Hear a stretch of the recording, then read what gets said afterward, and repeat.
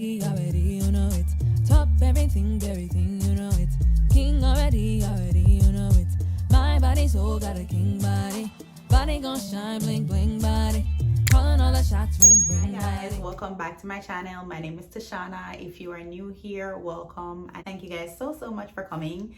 In today's video, I'm going to share with you guys a kind of funny story, but not so funny because my soul depended on it.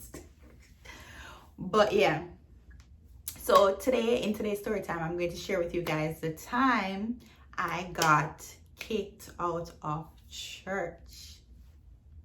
Okay, so spoiler alert, it wasn't my doing, but yeah, I'm going to share that story time with you guys.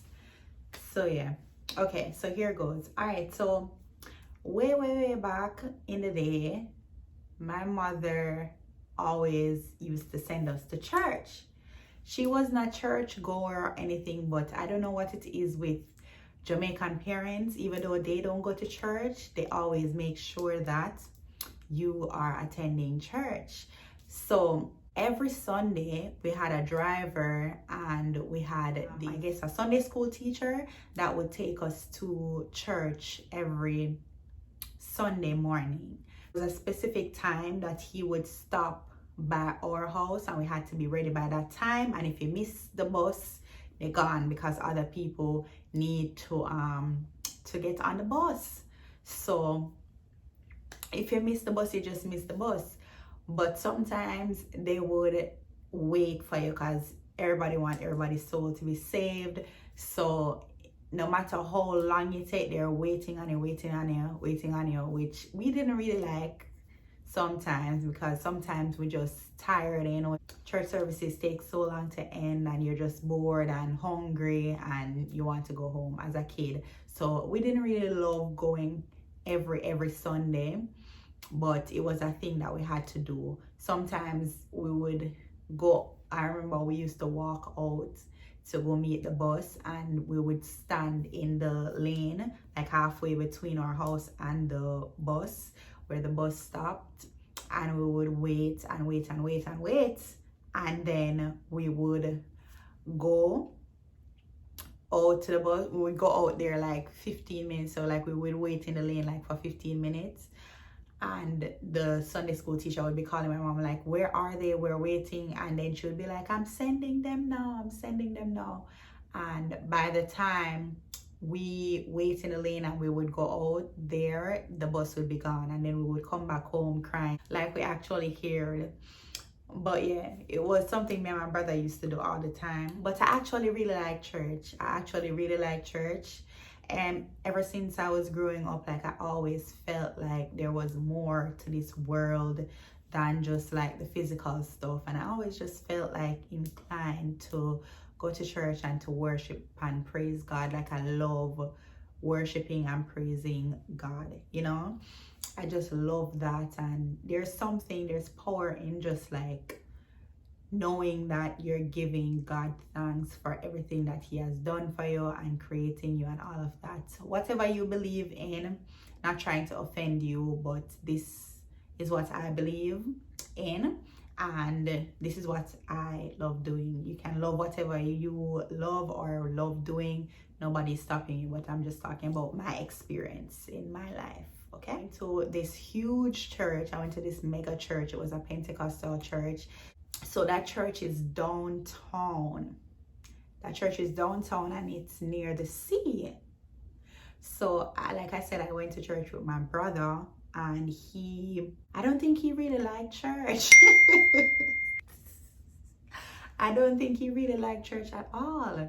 So, and we would be separated, like boys separated from girls. It was a huge church, like I said. So every kid, every age would be separated into a whole building for themselves. And then every boy and girl were in different classes. And then teenagers would be together. Everybody would be mixed together when it came on to like teenagers. But we're kids were like, I was 8 or 9, and he was 6 or 7.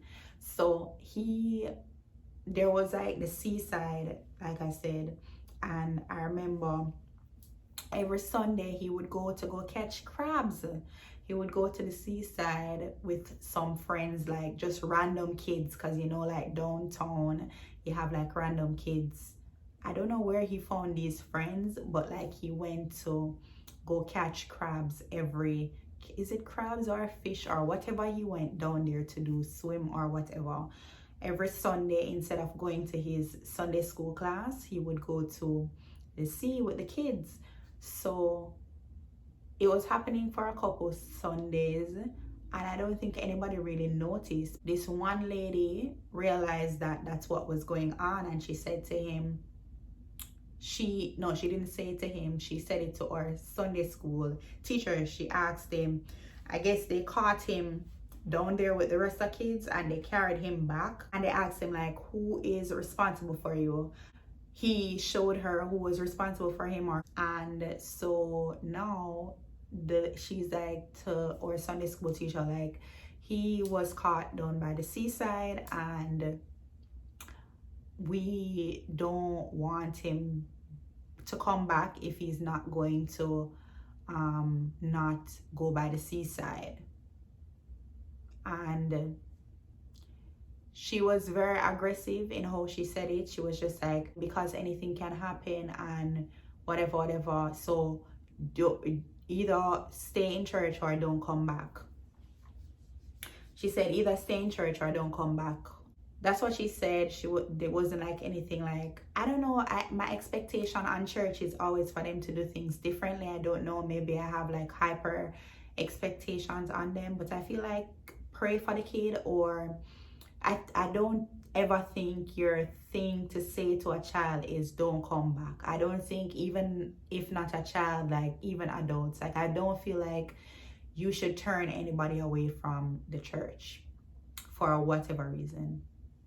I don't feel like you should turn people away from the church, because you never know if that's the last time that person is going to come back to church, or if that was the time for the persons to get saved or whatever, and for you to show them God, and because of you they don't come back. So because of that, my mother, I don't remember if she was offended, I was young, but the whole thing was okay. I think my brother went home and said what the lady said, and she was like, okay, well, if you're not going, then Tashana is not going to go either. I think she said that to the Sunday school teacher. She was just like, okay, I wanted them to go together, so if he cannot go, or if they don't want him there, she did scold him. She was like, why you go by the seaside or whatever. But, and I think that was the last time my brother ever went to church, apart from when I started church again, and I think I invited him once and he came. And then when I was getting married, he stepped foot in a church again for like the second time. But yeah, he never went back to church, not that I know of. And that was the last time he went to church, and that's the story behind how we got kicked out of church. Well, not me really, but because he got kicked out, I pretty much got kicked out. Yeah. It's just crazy how that one lady, even though he did something wrong, I feel like there was another way to go about it, and that one lady was the reason why he never ever stepped foot into a church again. So what's the takeaway? If you're a Christian person, or you go to church, or you're a higher up person, I don't feel like, find another way to scold people or how to tell people that what they're doing is unacceptable. Don't tell them that if they don't do what you're saying, that they shouldn't come back. I don't think you should turn people away, because he was like 7 or 6 years old, and I feel like, I don't know what he felt, but he must have felt something deeper than even what I felt, because he never felt the need again, even though he never really liked church, but he never ever felt the need again to go to church. And it's just like, I guess he was turned off, you know. And you just never know like how your words affect other people's lives, especially kids. And I feel like people need to be more mindful of that, and like how kids are just like sponges, and they take everything very literal. Because she probably not even did mean like, oh, don't ever come back. She probably just was trying to tell him like, listen, don't go back down there. But he took that to be don't come back, you know. And that's what he went home and told my mother that she said. So anyways, that's the end of the story time about how we got kicked out, or my brother got kicked out of church, but because of that I never went back either until I was older. So yeah, that's the end of the story time. Thank you guys so much for watching, and I'll see you in another video. Bye.